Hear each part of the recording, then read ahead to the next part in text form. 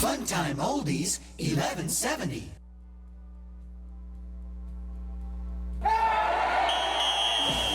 It's sports time, and when it's time for sports, it's time for the Pressbox Chatter Show, your ultimate in-game for all things sports, all local. Each week, our guys are bringing you exclusive high school game content, in-depth insights, thrilling recaps, exciting previews, and taking you inside the pivotal plays of all of your favorite local high school teams like never before. So turn up those speakers, because it's no limits, no excuses. It's the Pressbox Chatter Show on WCLN.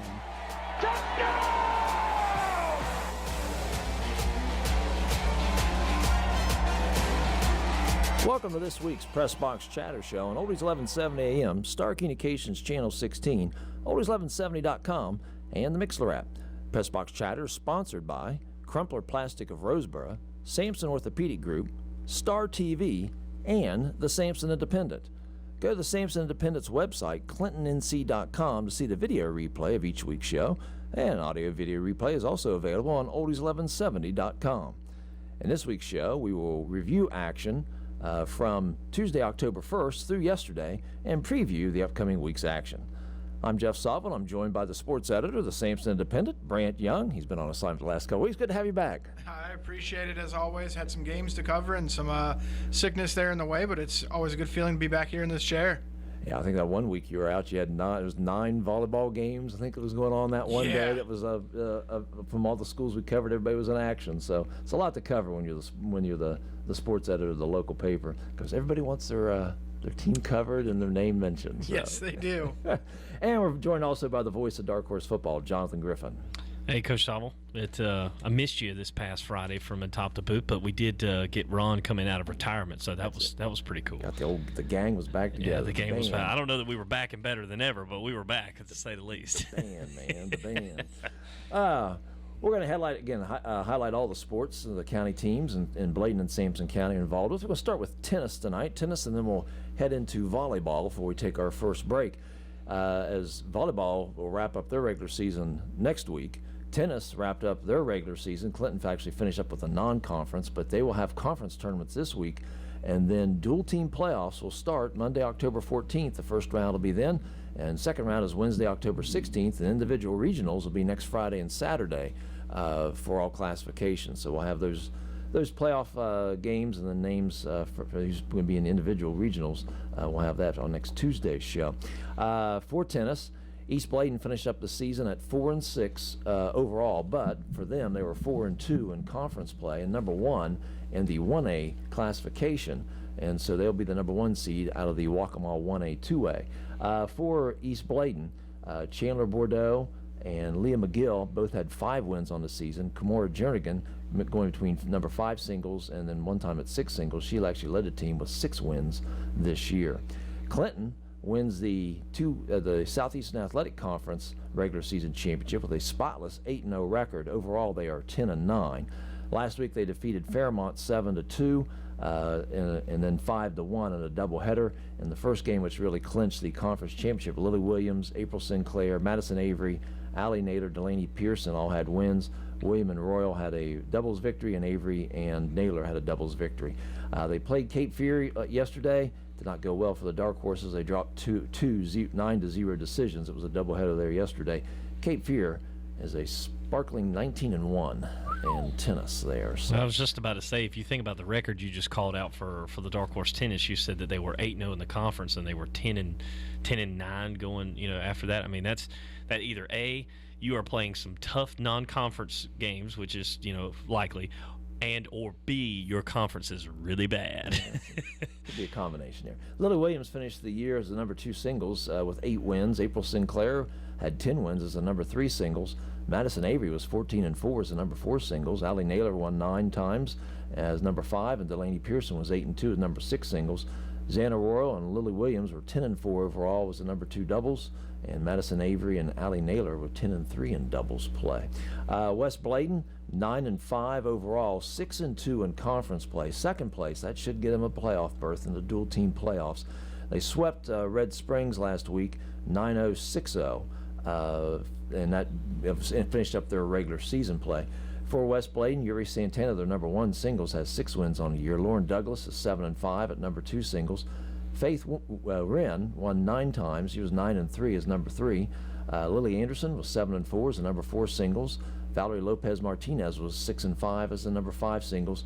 And Douglas and Santana went 7-3 in doubles play. And Anderson and Wren also went 7-3 in doubles play. And again, they'll be the number 2 seed representing the conference in upcoming dual team playoffs. Harrell's finished up their regular season as well. They won 9-0 against Oakwood and then 9-0 against Kerr Vance, and then they lost yesterday 6-3 to Epiphany. Emma DeBose won a 9-7 match, her singles. Ella McKeithen won an 8-5 singles, and then DeBose and Lily Kate Rogers won 8-1 in their singles play, doubles play. And for Harrell's overall, Emma DeBose finished the year 14-2, and she's a freshman as number 1 seed, number 1 singles. Lily Kate Rogers was 11-5 as a number 2 singles, and she's an 8th grader. Piper Nelson was a number 3 singles, and she finished 11-5, and she's a sophomore. And Ella McKeithen was number 4 single player, and she finished 10-6, and she's a sophomore. Olivia Matthews was 9-7 as number 5 in singles. And Rebecca Bryan, the number 6 single player, was 8-5 for the year. So good records there. DeBose and Rogers were 10-5 in doubles. McKeitha and Nelson 10-5 in doubles. And Matthews, Ava Matthews and Olivia Matthews, an 8th grader and a senior, little sister combination. They were 4-3 in doubles play for Harrell's as their regular season wraps up as well too. We'll transition next to volleyball. And with volleyball, we have a rarity. And that will start out with our team who we've talked so much throughout the year. We'll start out with Mintz.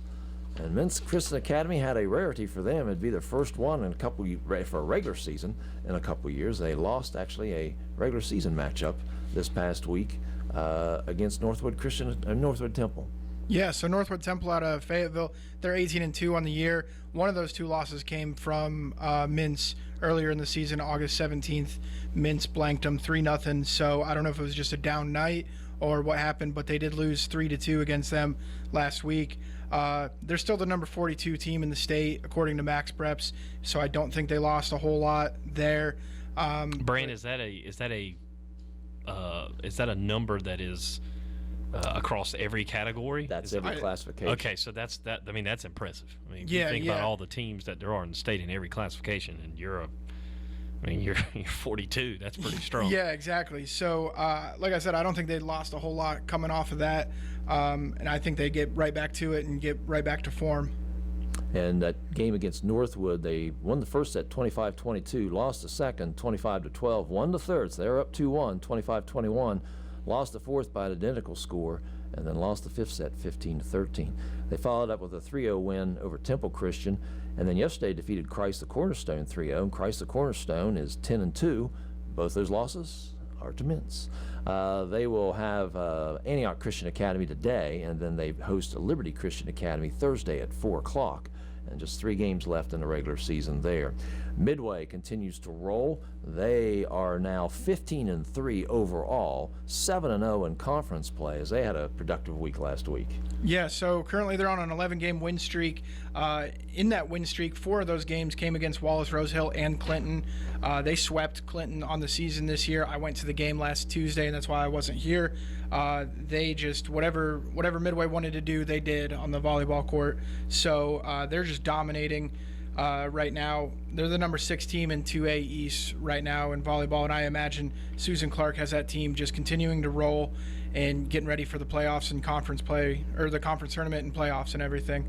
And they had an impressive win yesterday over Princeton, 3-0. And Princeton's 12-6 on the year now. Won in his 3 close games too, 29-27, 25-23, and 25-22. And again, as we mentioned in other times, we talk about some of the Midway leaders. Caden Moran, Samantha Carter, and Grayson Hall are among the area leaders in various stats. They continue in conference play. They will have West Bladen tonight, and then they are at Red Springs Thursday. They, for all intents and purposes, and we'll get into conference standings here shortly after we go over Clinton and West Bladen, they have already won the regular season title, as they're up really 3 games. They're 7-0. Dark Horses are 4-2. but they also have the tiebreaker over Clinton, so they're really up 3 games. I mean, unless they just fall asleep at the wheel. Well, they'd have to lose the last 3 games. So I mean, the last couple of games, they can sleepwalk into the 1 seed coming out of the SAC-7 conference or SAC-6 conference, I guess. Yeah, even if they did that, though, they'd be tied with Clinton as far as conference records, and again, they hold the tiebreaker. Yeah, they hold the tiebreaker. They'd have to lose. Midway would have to lose out, and Clinton would have to win out. But Midway's not going to lose. Midway's not going to lose a game in conference. Clinton, 12-5 overall. They're in second place, 4-2 in conference play. And as mentioned earlier, last week they had a 3-0 loss to Midway. They followed that up with a 3-0 win over West Bladen. I'm kind of curious to ask you guys, maybe you guys know this or not, but when you look at Midway at being the 6 team in 2A East, Clinton being maybe 18th and probably being the second seed out of the conference, how deep is a volleyball field in terms of, are you looking to maybe play, even if you're the second seed coming out of the conference, getting at least one home match, or are you on the road right away? Anymore with playoff seeding, your number ones are seeded first, and then after that, everything's off your RPI, or is it RPI? So you could have a conference there. The third or fourth place team in a conference could be seeded before a second place team in another conference, just based off strength. So, but an 18 seed would get you. Well, I don't know. It's going to be right on that borderline there, whether you're going to get a home game or not. So, just all depends. Could be the Road Warrior dark horses. And the horses are at Red Springs tonight. They host St. Paul's Thursday, and then they host Red Springs makeup game next Monday. So they've got 3 conference games coming up. And some of their conference leaders or some of their stat people again are Cameron Marshburn, 3rd in the East in Diggs. Nellie Bass leads the SAC-6 conference with 53 aces. Kaylee Parrish is 4th with 41, tied with Ella Clark from Midway. One thing to note about that, the stats from last week weren't updated, so these are still the same exact stats from last week. Yeah. So if I know Nellie Bass and Kaylee Parrish as well as I do from seeing them play all year, those stats are a little bit higher now. So those might not be quite accurate rankings, but they are up there. Nellie Bass is just an incredible volleyball player. She's very good.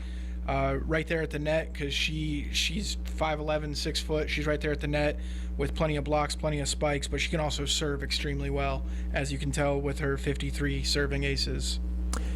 West Bladen had a 2-1 week last week, a 3-0 win over St. Paul's last Tuesday, a 3-0 loss to Clinton last Thursday, a 3-0 win over Red Springs yesterday. They sit at 7-10 and 3-4 over in conference play. And they have the enviable task of facing Midway tonight, and then they host host Fairmont on senior night for them this Thursday. Fairmont struggling this year at 1-14 overall. We'll go to the SAC-6 conference, and for volleyball, and Midway again 7-0, spotless in conference, 15-3 overall. They've won 11 straight. Clinton at 4-2 in second place in conference play. St. Paul's is at 3-3, and then West Bladen sits at 3-4 in that 3-4 position. Red Springs and Fairmont bringing up the rear. East Bladen, we'll go to them next. East Bladen this past week, I get to my paper, a 3-2 win over Pender last Tuesday, and then they follow that up with a 3-set loss to Trask last Thursday. And East Bladen coming in now at 4-5 overall, 7-8. My fault, 4-5 in conference play, 7-8 overall. They are in 4th place in the 1A, 2A Waccamaw. They are in 3rd place for the, my fault, no, they're in second place in the 1A classification. Again, that's a split classification, so a team could be the 3rd place team overall in the standings, but be the number 1A team, for example. But East Columbus currently leads the 1A part with a 7-1 record. East Bladen is next at 4-5. East Bladen has West Columbus Wednesday. It'll be senior night, their last regular season home game, and then they're at Whiteville, the overall conference leader, next Monday. We'll head to the Carolina 1A conference next, and we'll start with Hopton. Hopton, 12-4 overall, 4-4 in conference play. Got a nice win last Tuesday against News Charter, 3-2. They were down 2-1 set-wise and came back and won the last 2. Followed up with a 3-1 win over Lakewood last Thursday. Yeah, I was sitting here looking at this, and I was looking at some of the names. Xana Hare, Cassie Driver, Lola Warren, Claire Meyer, Cooper Bland. They're top in the conference leaderboards in hitting percentage, aces, and digs. They got the they play at Union tonight, when Union's struggling this year, to say the least, 1-17, and then they are at, is that their last game, Savos, at 10-6 North Duplin Thursday? They're at North Duplin Thursday. North Duplin, I think they're done. Yes, they're done this week because they have a conference tournament next week, I believe. So Hopton's got a chance then to get to 14-4. They lost 3-1 earlier this year to North Duplin, and so they'll be going to North Duplin this Thursday. And I'm trying to get my volleyball standings here. Too many papers. But they currently sit 12-4. Rosewood is the conference leader in that classification. We'll go through all the other teams first before we hit the conference standings. Lakewood dropped 2 3-1 decisions last week. One to North Duplin on Tuesday. They followed that up with a 3-1 loss to Hopton last Thursday. They sit at 3-14 overall and 1-7 on the season. They host News Charter tonight, their last regular season home game, and then they're at conference leader Rosewood. So they're playing the top 2 teams in the conference this week to finish off the regular season. Again, they will have a conference tournament next week. And then Union dropped 2 3-0 decisions last week to Rosewood and North Duplin. They host Hopton tonight, as Jonathan mentioned earlier. Then they're at News Charter this Thursday. Do you know who is hosting the conference tournament? Coach Lewis, James Lewis, is my go-to for that, and I'll get with him, and we'll have that next Tuesday. Oh, okay. Speaking of Coach Lewis, that would be a great segue. We got an interview coming up with Coach Lewis here shortly. Rosewood currently leads the Carolina 1A in volleyball with an 8-0 spotless record. They're 18-2 overall. News Charter second at 5-3, so Rosewood's going to be the regular season champion. North Duplin also at 5-3, so the 2 teams there are 5-3. Hopton at 4-4, so still a chance to maybe move up some again. But again, after your number 1 seed, it's all your RPI determines what your playoff seeding is. But still, chance to get maybe in a tie for second for Hopton if they can sweep both games this week. Particularly, they got North Duplin this Thursday. Lastly, then we'll hit on Harrells. Harrells had a 3-1 win against Kerr Vance last Thursday. They lost the first set and then came back with 3 straight wins after that. 9-9, they finished 3-6. They're actually starting a conference tournament tonight. They host Halifax Academy, who is 8-9. That was started at 5:15. Harrells lost at Halifax 3-2, but beat Halifax 3-0 at home. So maybe home field advantage will benefit them as they start conference tournament play today. I was just curious, Coach Sabel, when you were talking about Rosewood leading that conference being at 18-2, I thought, well, who are their 2 losses against? Their 2 losses came to a 3-2 decision to Goldsboro, who they beat 3-0 earlier than that. So maybe they got a little excited over that one and lost 3-2 to Goldsboro, and then also to Princeton, who they also defeated 3-1 in the decision. So had a couple sleepwalk games, but 18-2, pretty impressive though for the Carolina 1A team, Rosewood. And for Harrells, Izzy Bradshaw, Mary Willow Rumbold, Lexi Bass, Riley Dixon among the leaders in kills, assists, serving aces, and digs. There's a lot of stats in volleyball, so there. And so they'll advance through their conference tournament here, and hopefully they'll win tonight, and they'll get to the second round of the conference tournament, and we'll have those scores next week. That's our volleyball. We're going to have Robert Hill Jr. has an interview with the athletic director for the county, James Lewis. We'll have that coming up next here. Thanks for joining us again here on Pressbox Chatter. The Pressbox Chatter brought to you in part by Crumpler Plastic Pipe Incorporated, agricultural drain systems, constructed wetlands, septic sewer drain pipes. For more information, call 910-525-4046 or log on to the website www.cpp-pipe.com. Stay in the game with Sampson Orthopedic Group. Whether it's a sports injury, joint pain, or the need for expert surgical care, Sampson Orthopedic Group has you covered. Our team of skilled providers are here to get you back and doing what you love, pain-free. From advanced joint replacements to comprehensive sports medicine, we offer personalized, compassionate care that will get you back to doing what you love. Discover expert care right here in your community at Sampson Orthopedic Group. Call Sampson Orthopedic Group today at 910-590-1001. Again, call 910-590-1001 and stay in the game with Sampson Orthopedic Group.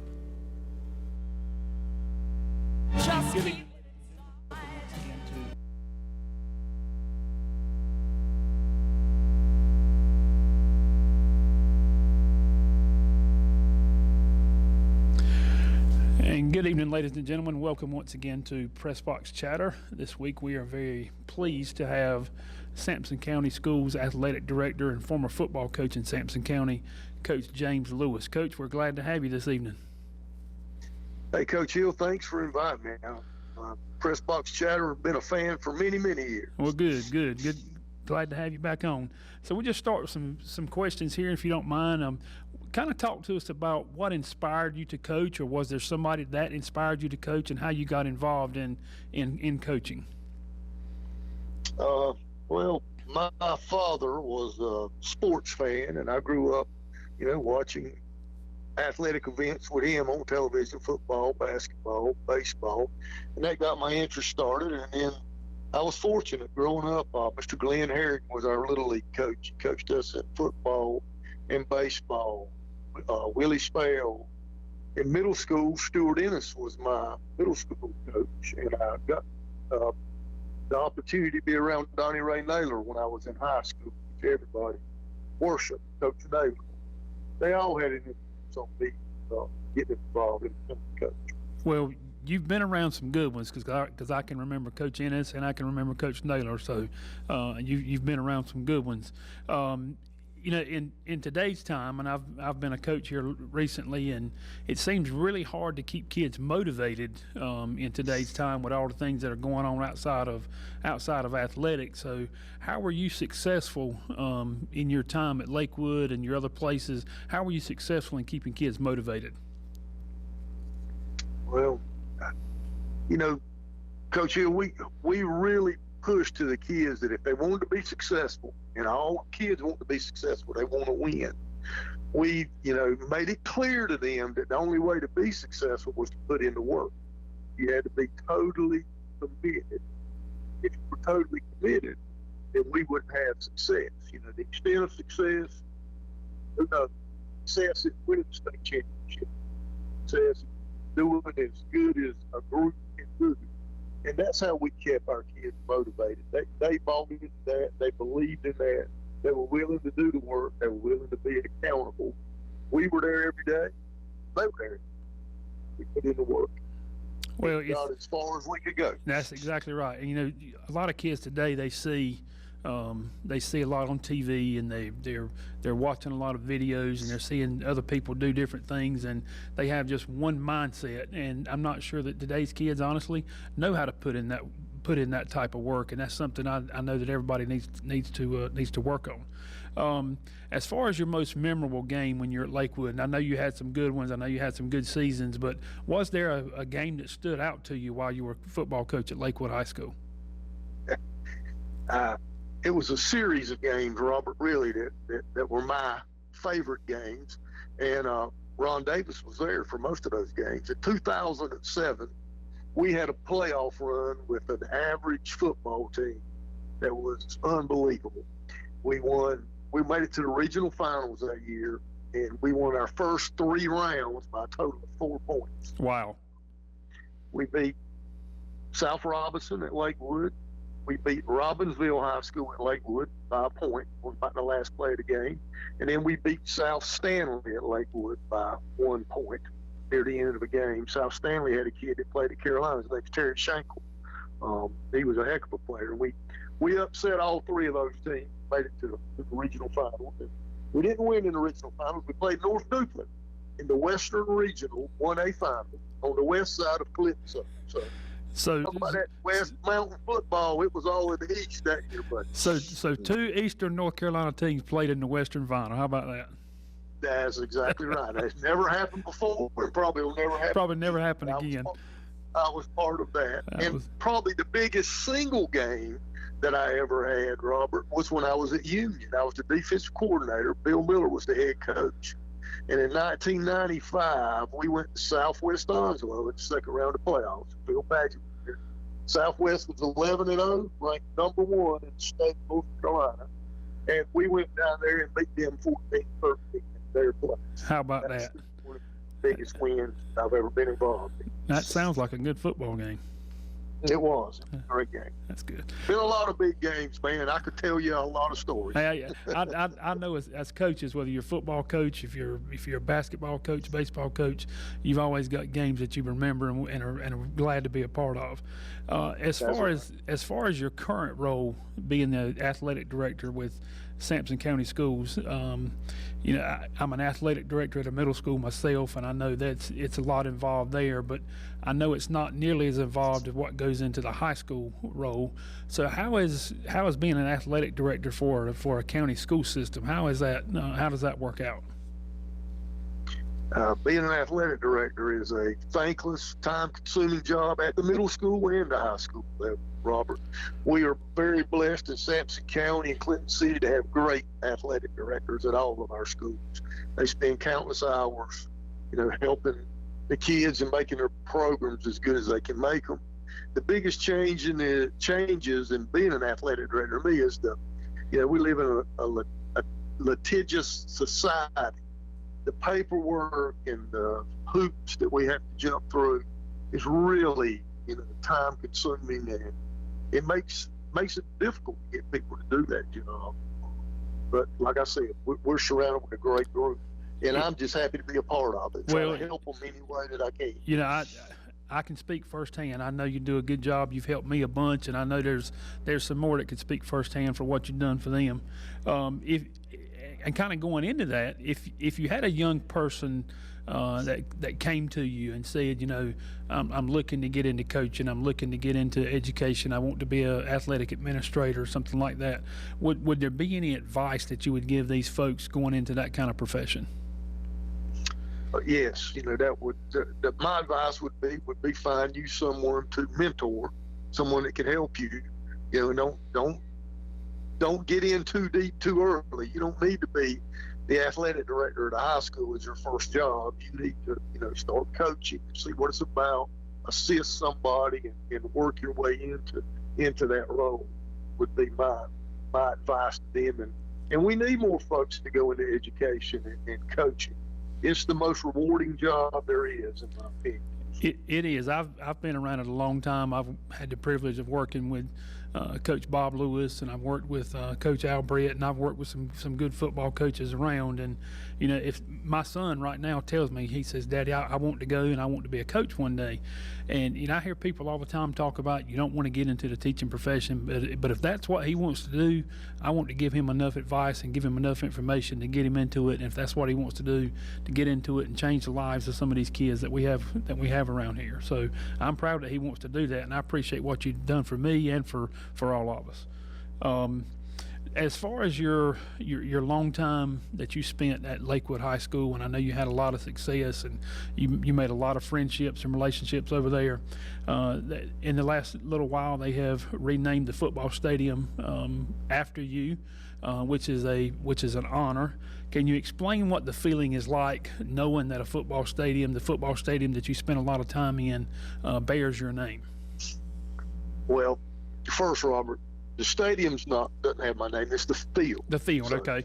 The field is James, and I told somebody that I probably walked 10 million steps on that field, painting it, practicing it over the years. But it really, to me, I don't feel worthy. That was a total shock and surprise to me.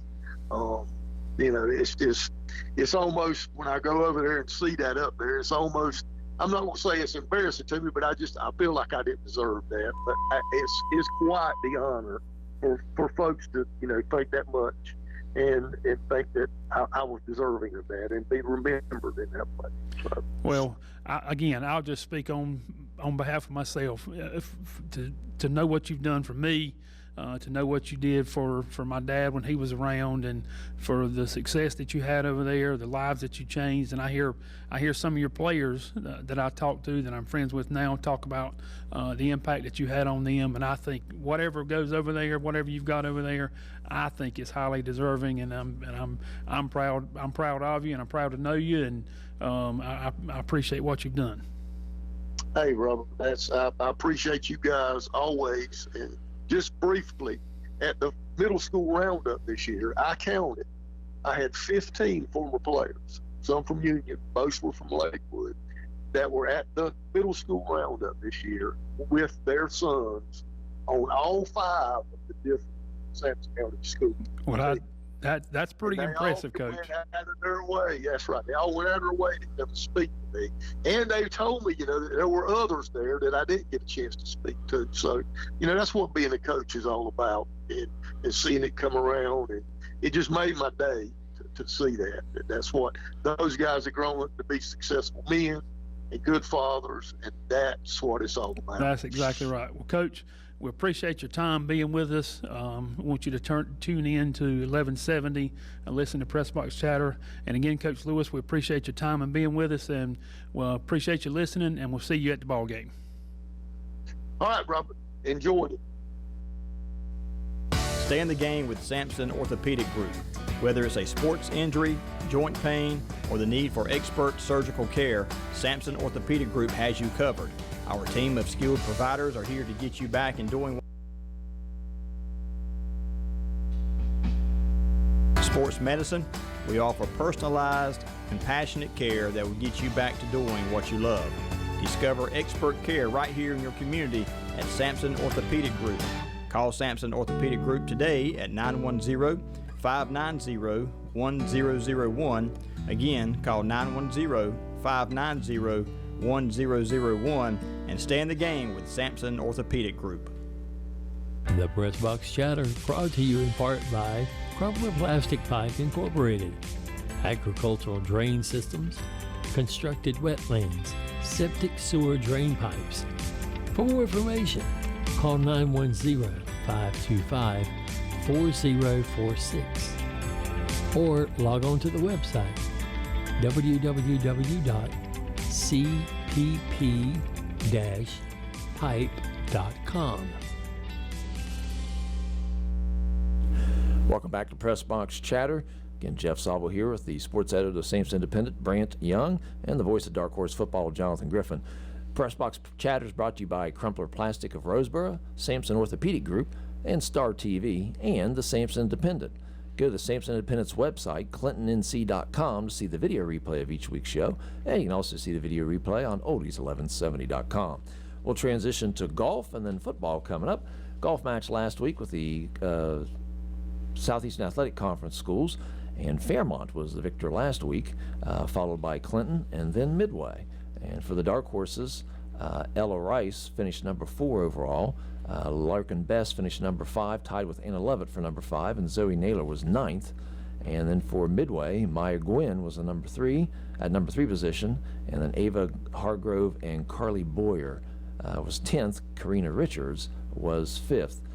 Clinton defeated Midway by 1 stroke. And their match this week, I should have had my paper ready, their match this week is cross country does not run this week. That I do know for the Southeastern Athletic Conference. Carolina 1A ran today at Rosewood. Golf for Hopton tomorrow is at Cohary, and then Midway and Clinton will be having their match over at Lakewood. So, I got a question about the cross country. Maybe you know, maybe Brant, you know. But when they're running cross country, do they have like a trail at the schools that they typically run, like that's in and out of woods and things of that nature, or is it just like we run our thing around the track? And it's usually some sort of cross country course. Like literally, it'll where I'm from, it would go across the parking lot into the grass, right along the wood line, and then somehow make a big circle. They usually have it like marked off or roped off. I believe so, but I'm the last person to ask about any exercise athletics, so I don't truly know. Clinton Highs was where the soccer field's behind the school. Clinton High, there's a big field over there to the left of the soccer field. It would start there. They actually have a trail through. They had now. That's been a couple years since I was there. That trail through the woods back in there, and would come out then behind the practice field for the soccer field. Yeah. And then they'd go some other areas around the campus and come back. But you gotta have a 3.125 mile loop someplace. So. Yeah. I was going to say, if you were looking for somebody who might know the answer to this question, there was a guy with his picture up in the for a state title, although I think it was for track, but he had hair back then. It might be the guy across from me. Just a few years ago.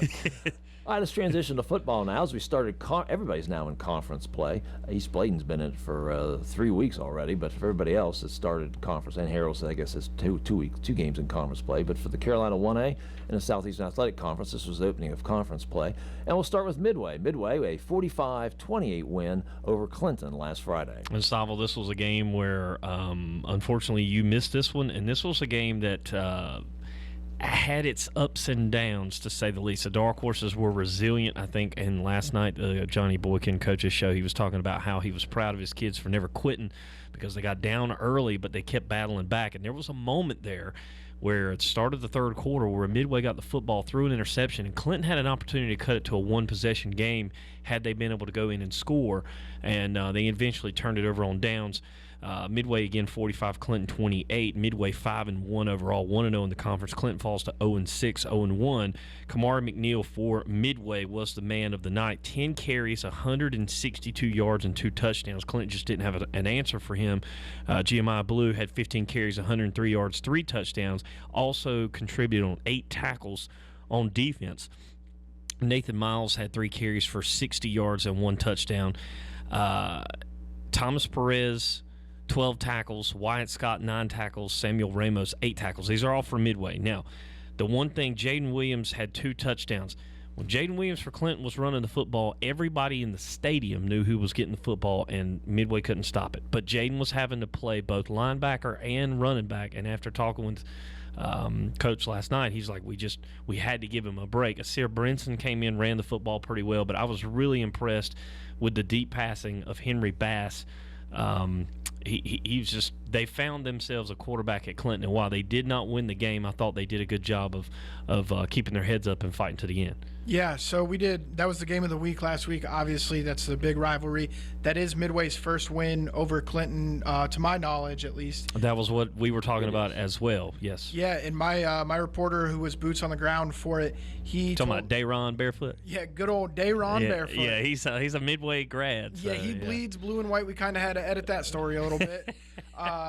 But he was telling me that Clinton recovered an onside kick, or they didn't recover the first onside kick, but they recovered a second onside kick after they scored. Yeah, yep. So it sounds like they, don't let their record fool you. They're a better team than what their record shows. They had a really tough non-conference schedule, and they hung tough with Midway throughout. And you got to give Midway a ton of credit because their offensive game plan, knowing against Clinton being not being able to do well against stopping the run, they pounded the rock and pounded it and pounded it. And as you can see, 333 yards rushing as a team. They ran the football. Clinton did a good job controlling the pass. Obviously, they didn't have to throw it much when Midway's quarterback Tanner Williams did drop back to pass. He had some pressure. But overall, it was a great football game, and congratulations to the Raiders on getting that win. Yeah, Midway 5-1. Their only loss is to an undefeated James Keenan team. And Midway will be at Fairmont, who is 0-6 this week. West Bladen at 1-4 travels to Clinton to face the Dark Horses, who are 0-6.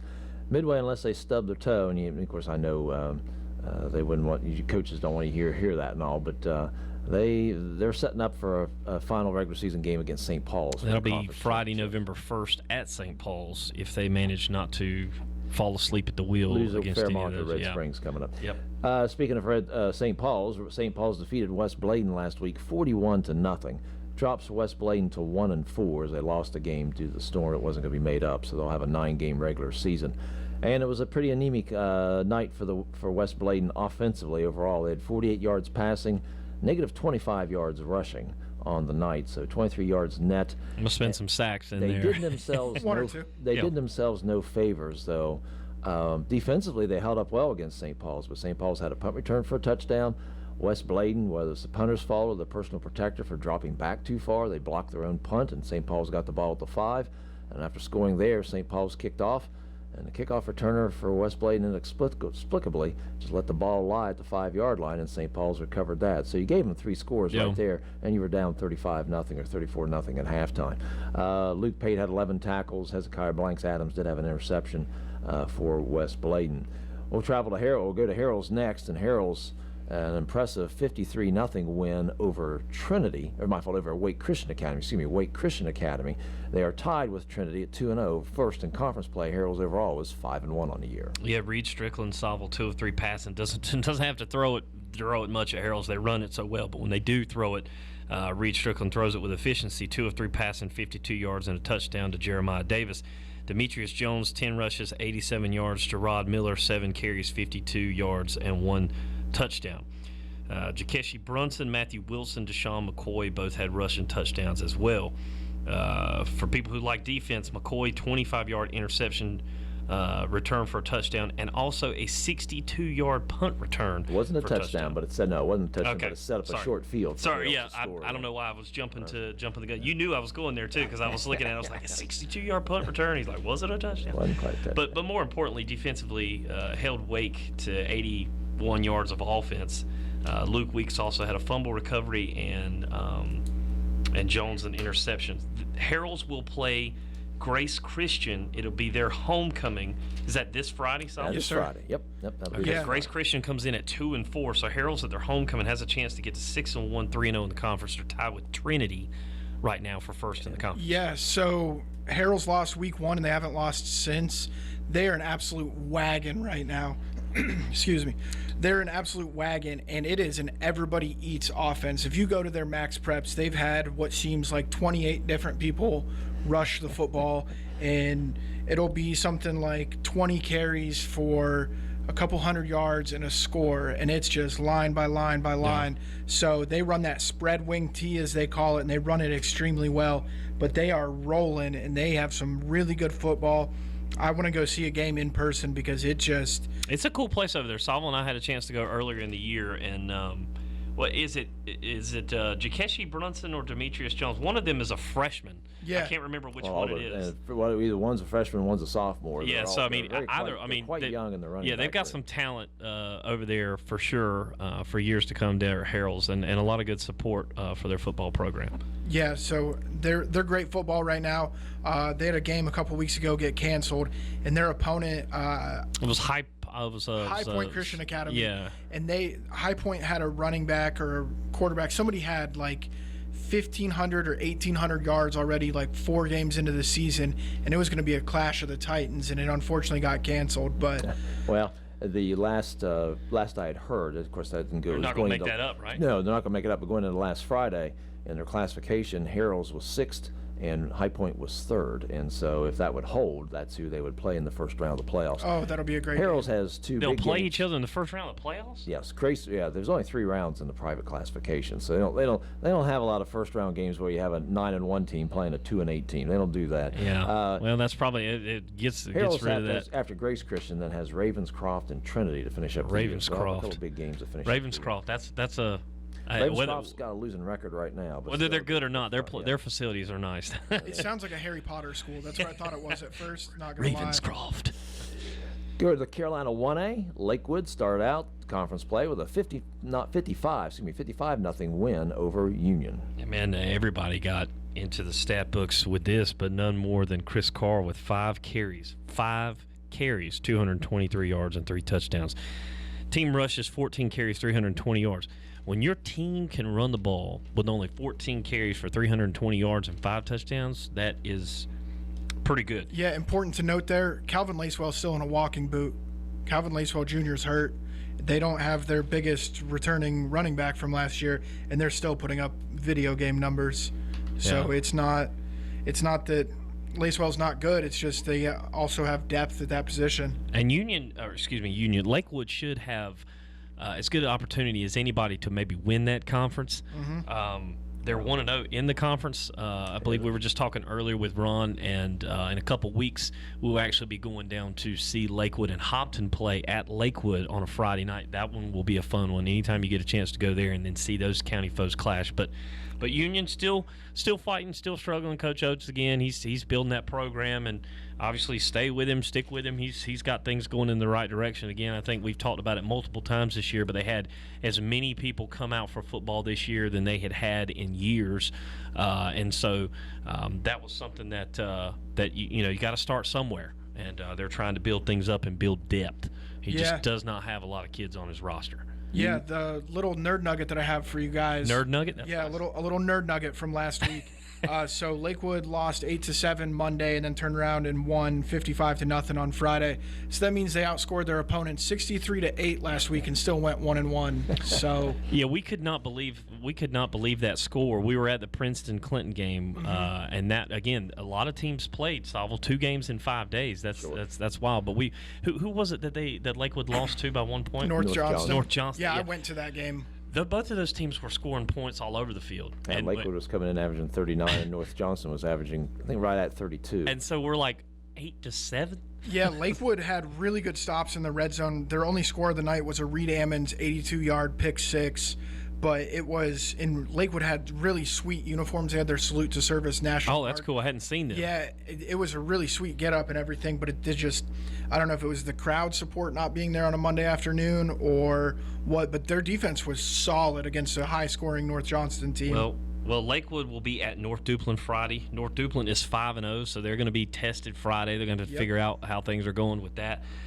Rosewood 4-3 will be at Union Friday, so Union gets a home game with a chance to try to, just keep playing tough, and you never know, maybe sneak in a win here and there. Salvo, do you want to move on over, keep it in the Carolina 1A? Yeah, Hopton then dropped a 39-12 decision to Rosewood, and that's who that conference will come down to: Rosewood, North Duplin, and Lakewood.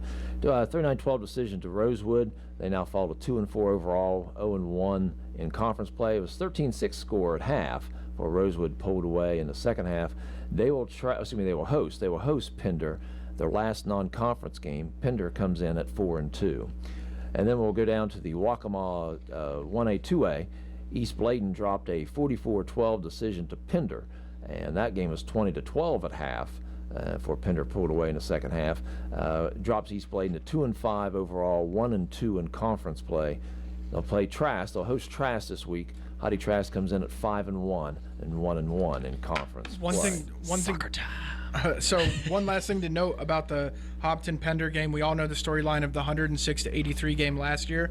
Pender has won 3 separate games by a scoring margin of 67 points so far this season. So that one could end in a shootout as well. That'll be this Friday at Hopton. We'll come back and finish up with soccer here next on Pressbox Chatter. The Pressbox Chatter brought to you in part by Crumpler Plastic Pipe Incorporated, agricultural drain systems, constructed wetlands, septic sewer drain pipes. For more information, call 910-525-4046 or log on to the website www.cpp-pipe.com.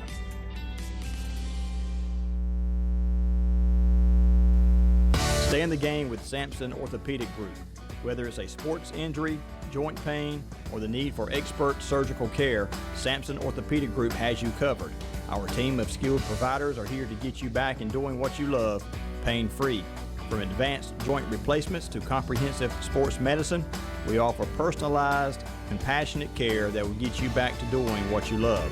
Discover expert care right here in your community at Sampson Orthopedic Group.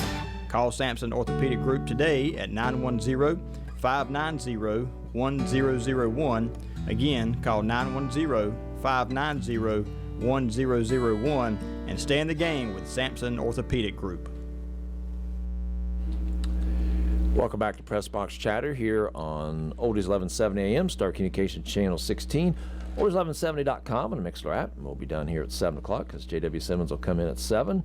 And then Sydney Knowles at 8 o'clock with a new At the Table, and then the Johnny Boykin Coaches replay will be at 8:30. So there you go. If you guys don't, always a good night on Star 16 on Tuesday. If you don't get enough of my face this last hour, you can tune into the replay from Monday and see my face again. Talk about on the morning show with the Fly about how it's you got 3 hours of TV and there's no political ads, there's no ads for medicine, there's no ads for anything like that. I know. Just, I tell you, straight entertainment. I'll be glad when the election is over, so I don't have to watch any more propaganda either for or against the competitors of everything. Let's get into soccer. Enough about politics. Yeah. We'll start with soccer, and we'll start with the Southeastern Athletic Conference first. And Clinton keeps on rolling. They're now 14-1 overall, 3-0 in conference play, with a couple big wins last week. 6-game winning streak where they've outscored opponents. Get this, 39-1. It must be nice to have one of those sheets that Coach Saville still didn't give me. Oh, I didn't for give you that soccer. either. My goodness. Coach Saville just he's falling behind the times. He threw the sheet away. Just let me tell you what it says. Yeah, it says at least he took the time to do it though. Clinton 14-1, 3-0 in the conference. 6-game winning streak where they've outscored opponents 39-1. They beat West Bladen Wednesday 9-0. Nelson Guerrero had 3 goals. David Paz had 2 goals and 2 assists. Griffin Williams 1 goal and 2 assists. Garrison Hill in goal for the shutout. Then they turned around and beat 9-0 Red Springs yesterday. Yes. Yesterday. So Oscar Daisiak 3 goals. Chris Zalea 2 goals. Paz with 2 goals and 2 assists. Williams 1 goal, 3 assists. Holden Spell 1 goal, 2 assists. They play St. Paul's tomorrow night at 6:30. And then they are also hosts Seaforth on Monday at 6:30. So the next 2 opportunities you get a chance to see Clinton soccer tomorrow night at home at 6:30 for conference, and then non-conference Seaforth Monday 6:30. There you go. Midway, sitting at 9-3-1 overall. They are 1-1 in conference play.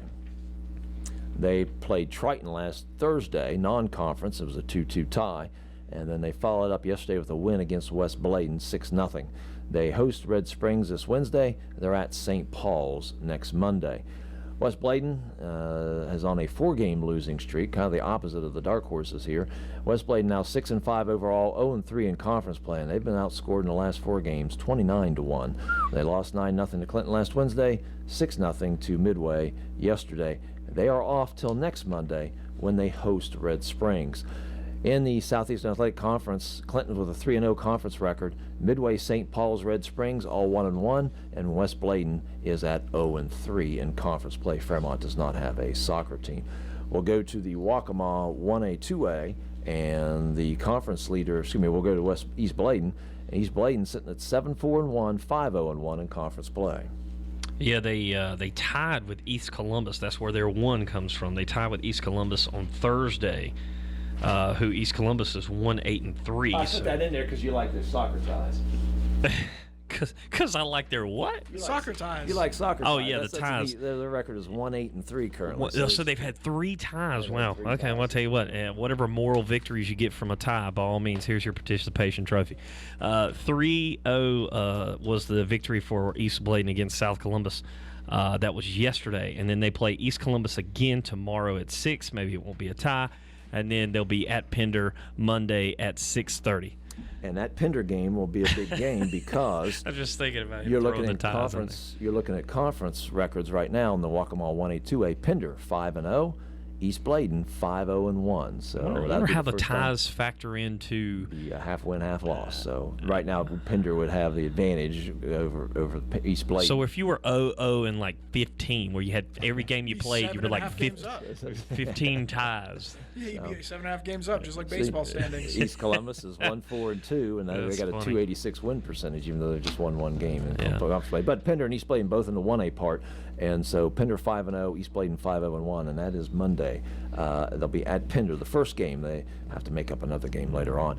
We'll go to Harrell's next. Harrell's 6-8 overall, 4-5 in conference play. They're tied for second in conference, and they had 3 games this past week. Yeah, so 3-4. They lost 3-4 to Oakwood Tuesday. Caden Sutton, Caleb Curvin, and Davis Rogers all scored. They defeated Kerr Vance Thursday 9-0, where they had 9 different goal scorers. Nash Register, Xavier Guzman, Josiah Marquez, Alex Trejo, Caden Sutton again, Caleb Curvin again, Rogers, Davis Rogers, Jackson Hardy, and Alexander Marcus. That's pretty cool when you don't have one person score more than 1 goal in a game. That's talking about spreading it around. Yeah, they must take one from the football team there. Yeah, they did. Yeah, that's right. They spread the wealth. They did lose to Fayetteville Academy yesterday, 1-0, and they are at Liberty Christian Academy Thursday at 4:00. That is their last regular season game. I tell you what, the private schools don't play when it comes to like getting through the season and like being efficient with that. They're like, hey, we We play our games, we get to the playoffs, and we done. Harrell's lost yesterday to Fayetteville Academy 1-0. Fayetteville Academy is 15-0 on the season. So That's actually a competitive game yesterday. We'll go to Carolina 1A, 2A, excuse me, the Carolina 1A to finish things up. And Hopton is the conference leader. They are 10-5-1 overall, 4-0 in conference play. Got a 6-game winning streak where they are outscored their opponents 46-2. During these win streaks and losing streaks, it has not been close. If you look at some of the ones we've talked about, it was like 39-1, it's like 1-29, and now it's 46-2. Hopton usually plays good soccer. Their 10-5 record can be a little misleading because of how hard their non-conference was. I think they started out. What they start off the year like 0-4, 1-5, something like that. Lost to Midway once, and then lost to Wallace twice. Yeah. So they defeated Union Wednesday 9-1, defeated North Duplin 7-0 on Monday. They have Rosewood tomorrow at home at 6 o'clock, and then they are at Noose Charter Monday at 6 o'clock. Lakewood checks in second place in the conference, 7-4-2. They are 3-1-1. Excuse the typo there. 3-1-21. There's Yes. 21 ties. Yes, 21 ties. 10.5 games. 3-1-1 there, the conference play, not 3-1-21. Stop those typos. My editors didn't catch that. 7-4-2 overall, 3-1-1 conference play, as they won 2 times last week. No, they won one. Or did they win 2 last week and then again last night? They beat Rosewood yesterday 4-3. Yeah, I was at that game. That was a really good game. They were down at one point 3-1 or 3-2, and they ended up coming back and scoring to tie it up at 3-3, and then with about 5 minutes to go, they hit the game-winning shot off of a rebound. So that was a really good game. They're my dark horse to come into the conference or come into the playoffs and everything. When they play good soccer, they play really good soccer. They have a lot of speed. They have the kicker from Lakewood's football team, if you've seen them play at all this year. He has over 2,000 yards on kickoffs this year, and he's one of their defenders. So they have a solid 2,000 yards on kickoff? Yeah, his longest kick is 70 yards. Wow. I was going to say the kicker from Midway that was kicking for them, he also plays soccer, and every kick he kicked off for the Friday night was landing halfway through the back of the end zone. Yeah, you can pretty impressive. This kid on a 25-yard field goal will kick it over the locker room at Lakewood in the one end zone. So get James Lewis out here. We need another football. Yeah. And Lakewood also defeated Noose Charter 8-1 last Wednesday. They're at Union this Wednesday, and then they host North Duplin next Monday. And we'll finish with Union. Union dropped 2 decisions last week, 9-1 to Hopton, and then 4-3 yesterday to Noose Charter. They are currently 2-12 overall and 1-4 in conference play. You look at the Carolina 1A and Hopton at 5-0, Lakewood 3-1-1, Noose Charter 2-2, Rosewood 1-4, Rosewood 1-2, Union 1-4, and North Duplin is 0-3-1. It's probably going to come down to Lakewood having the real only chance to try to upset Hopton for that. Well, but see, the thing is too with Lakewood, with that tie with North Duplin, that obviously puts them a game and a half back. Oh, there you go. Hopton in conference standing. Yep. So Hopton going to need some help. Yes, they will. They'll need some help. So they've passed. This will be passing the halfway point of conference play. Well, solid. We got our games of the week coming up. Well, coming up. Finish up with the games picks of the week here coming up next year on Pressbox Chatter. Stay in the game with Sampson Orthopedic Group. Whether it's a sports injury, joint pain, or the need for expert surgical care, Sampson Orthopedic Group has you covered. Our team of skilled providers are here to get you back and doing what you love, pain-free. From advanced joint replacements to comprehensive sports medicine, we offer personalized, compassionate care that will get you back to doing what you love. Discover expert care right here in your community at Sampson Orthopedic Group. Call Sampson Orthopedic Group today at 910-590-1001. Again, call 910-590-1001 and stay in the game with Sampson Orthopedic Group. The Pressbox Chatter brought to you in part by Crumpler Plastic Pipe Incorporated, agricultural drain systems, constructed wetlands, septic sewer drain pipes. For more information, call 910-525-4046 or log on to the website www.cpp-pipe.com. Game picks of the week here. Games of the week coming up. All right, yeah, so mine is the Clinton-West Bladen game. I know people are going to look at the records and say, well, that's not going to be a very good game. But you got two teams fighting to, save their dignity for the season. And I think the Dark Horses pulled this one off. They have a lot to fight for. They just lost to Midway for the first time. I think Coach Boykin gets them fired up. They light a fire under themselves, and they win this game. And they legitimately, if they win next Friday, have a chance, with the exception of the St. Paul's game, probably to get 2 or 3 wins before the end of the year. When if anybody watched them the first 2 or 3 games, 2 or 3 wins looks like it was going to be kind of tough, but they have come. So I think that's a good pick. My pick for Friday night is, and it's going to be my upset pick. I think Lakewood goes to North Duplin, an undefeated North Duplin, and gets that win and puts the stranglehold on that conference and tries not to relinquish it. But now, if you think about it, they will have played their 3rd game in 12 days. Was it 12 days? But 14 days? They're not unique in that, so it's not. Well, I understand that. I'm just saying, but still. So I still think that leave it aside. He always downplays everything. I understand. It's a lot of teams. He does a that. lot of teams. He does. I understand, but still, it's a talking point for me at least. But I think Lakewood could go and get that win. I think they will get that win at North Duplin on Friday. That'll be a cool win. Tennis playoffs will start. Actually, the conference tournament that Brant talked about for the Southeastern Athletic Conference is tomorrow to determine individual regional qualifiers, singles and doubles. Tennis playoffs will start next Monday. Clinton will be hosting a game. East Bladen should as well too, and West Bladen should make it.